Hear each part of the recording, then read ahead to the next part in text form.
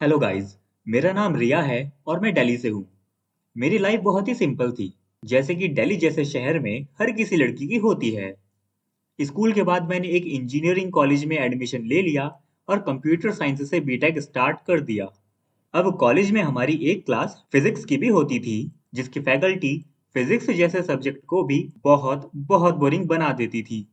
तो एक दिन मैं और मेरे कुछ फ्रेंड्स ने सोचा कि क्यों ना आज इस बोरिंग लेक्चर को बंक किया जाए। इसलिए हम जनपद के एक आर्ट गैलरी एग्जीबिशन में आ गए। वहां पर मैं एक ऑयल पेंटिंग को देखने लगी जो बहुत खूबसूरत थी। उसके बाद मैं जैसे ही पीछे मुड़ी, मैं बहुत जोर से एक आदमी से टकराई जो मेरे पीछे ही खड़ा था। मेरे हाथ से मेरा बैग छूट गया और वो आदमी और मैं दोनों ही नीचे गिर गए। मुझे उस आदमी पे बहुत गुस्सा आया कि ये कौन है जिसे ये नहीं पता कि पब्लिक प्लेस में दूसरे इंसान से थोड़ा डिस्टेंस मेंटेन करके रखना चाहिए। उसके बाद उस आदमी ने खड़े होने में मेरी हेल्प की। मैंने उसकी तरफ देखा तो उससे ज्यादा हैंडसम मैन मैंने पहले कभी नहीं देखा था। उसने आर्मी यूनिफॉर्म पहनी हुई थी और उसके शोल्डर्स पे स्टार्स लगे हुए थे। उस ड्रेस में वो आदमी बहुत ज्यादा अट्रैक्टिव लग रहा था। मैंने खुद को संभाला और अपने पैरों पर खड़ी हुई। इसके बाद उसने कहा, आई एम सॉरी, मैंने देखा नहीं कि मैं आपके बहुत क्लोज आ गया हूँ। एक्चुअली ये ऑयल पेंटिंग इतनी ज्यादा अच्छी है कि मैं इसे देखता ही रह गया। मैंने जवाब दिया, don't worry about it, it's okay.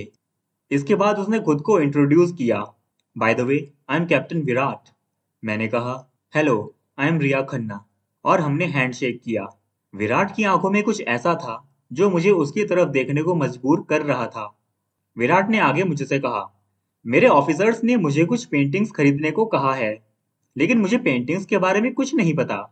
क्या आप मेरी हेल्प कर सकती हैं? मैंने अपनी फ्रेंड्स की तरफ देखा जो ऑलरेडी बहुत एक्साइटेड होकर हम दोनों को ही देख रहे थे, और उन्होंने इशारा करके मुझे कहा, गो विद हिम। मैं और विराट उस आर्ट एग्जीबिशन में घूमे और हमने 5 पेंटिंग्स खरीदी उनकी ऑफिसर्स मैस के लिए। विराट ने मुझसे कहा, आपने मेरी इतनी ज्यादा हेल्प की, उसके बदले मैं आपको कॉफी पे ले जाना चाहता हूँ। लेकिन मुझे हॉस्टल वापस जाना था, तो मैंने विराट को कॉफी के लिए मना कर दिया। इसके बाद विराट ने मुझसे मेरा फोन नंबर मांगा। मुझे थोड़ा अजीब लगा कि जिससे मैं अभी अभी मिली हूँ उसको कैसे अपना नंबर दे दूं। लेकिन विराट ने कहा, don't worry, I am not a stalker, मैं तुम्हें ज्यादा डिस्टर्ब नहीं करूंगा। ये सुनकर मुझे थोड़ी हंसी आ गई और मैंने विराट को अपना नंबर दे दिया। इसके बाद उसने मुझे अपनी कार से हॉस्टल ड्रॉप कर दिया। मेरी कॉलेज लाइफ बहुत ही ज्यादा बोरिंग होती जा रही थी। क्लासेस, असाइनमेंट्स और प्रोजेक्ट्स में मैं बहुत ज्यादा बिजी रहती थी। लेकिन मैं हमेशा ही विराट को याद किया करती थी।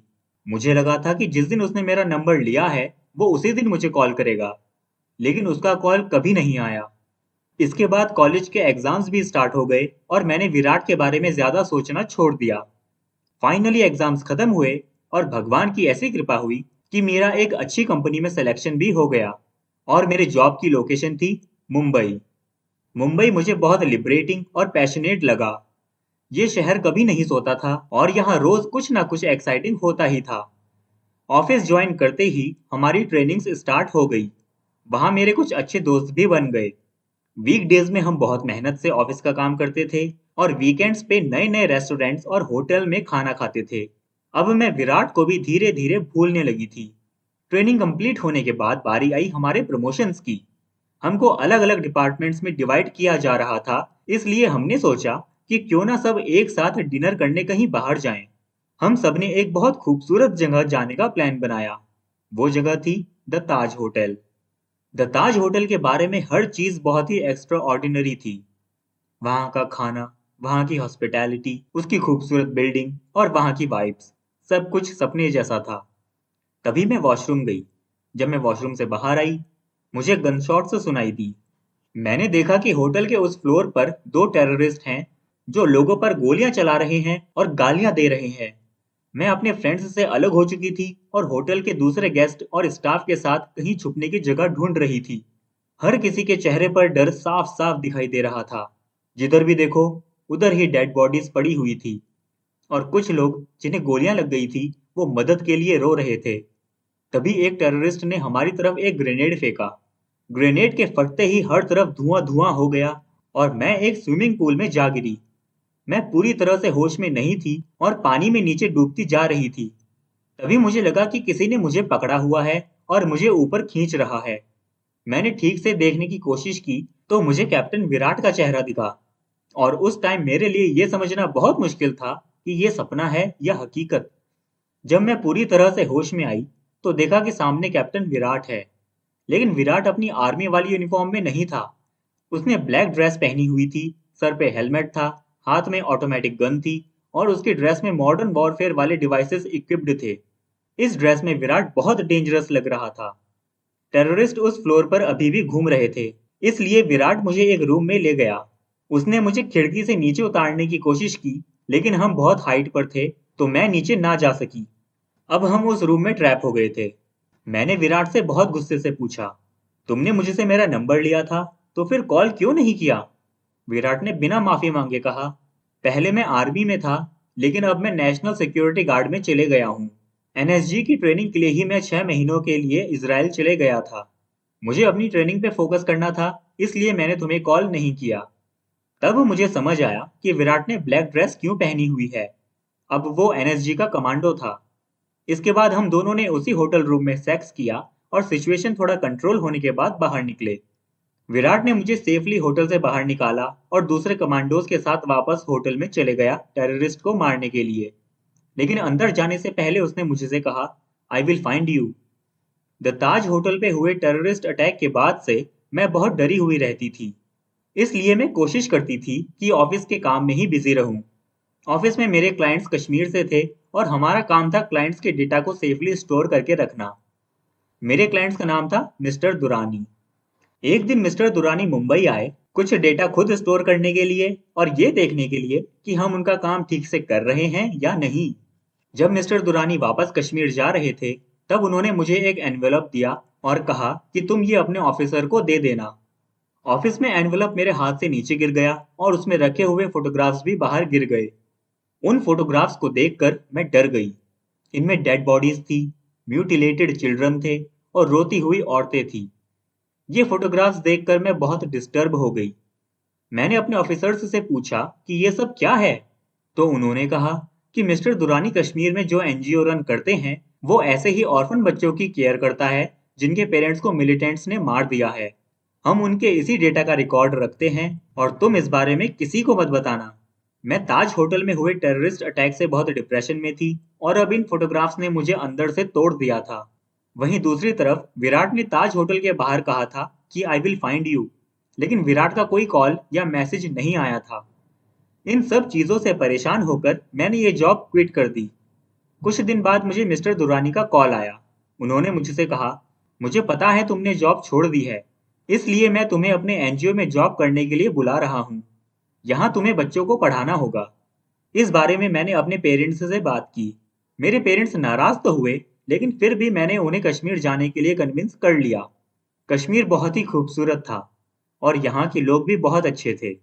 एनजीओ त्राल में था। एनजीओ में मैं जिन बच्चों को पढ़ाती थी वो सभी ऑर्फन थे। सभी बच्चों के साथ मेरी अच्छी बॉन्डिंग हो गई थी। कुछ टाइम बाद हमें न्यूज मिली कि प्राइम मिनिस्टर कश्मीर आ रहे हैं और वो हमारे एनजीओ में भी आएंगे। उनके आने के 3 दिन पहले से ही डिफेंस फोर्सेस के पर्सनल्स त्राल में और हमारे एनजीओ में प्राइम मिनिस्टर की सेफ्टी और सिक्योरिटी के लिए आ गए थे। जब प्राइम मिनिस्टर अपने हेलीकॉप्टर से उतरे तो उनके साथ एनएसजी के कमांडोज, जिन्हें ब्लैक कैट्स बोलते हैं, वो भी उतरे। सब ब्लैक कैट्स ने मास्क पहने हुए थे और तभी मुझे उसकी प्रेजेंस फील हुई। मैं बेहोश होने वाली थी, लेकिन मैंने खुद को संभाला। लेकिन तभी एनजीओ की बिल्डिंग में 2 ग्रेनेड ब्लास्ट हुए और खिड़कियों के कांच टूट गए। ये टेररिस्ट अटैक था जो प्राइम मिनिस्टर को असैसिनेट करने के लिए किया गया था। वहां सब लोग इधर उधर भागने लगे। तभी मुझे एक ब्लैक कैट ने पकड़ा, एक जीप में बैठाया और दूर एक जंगल में ले गया।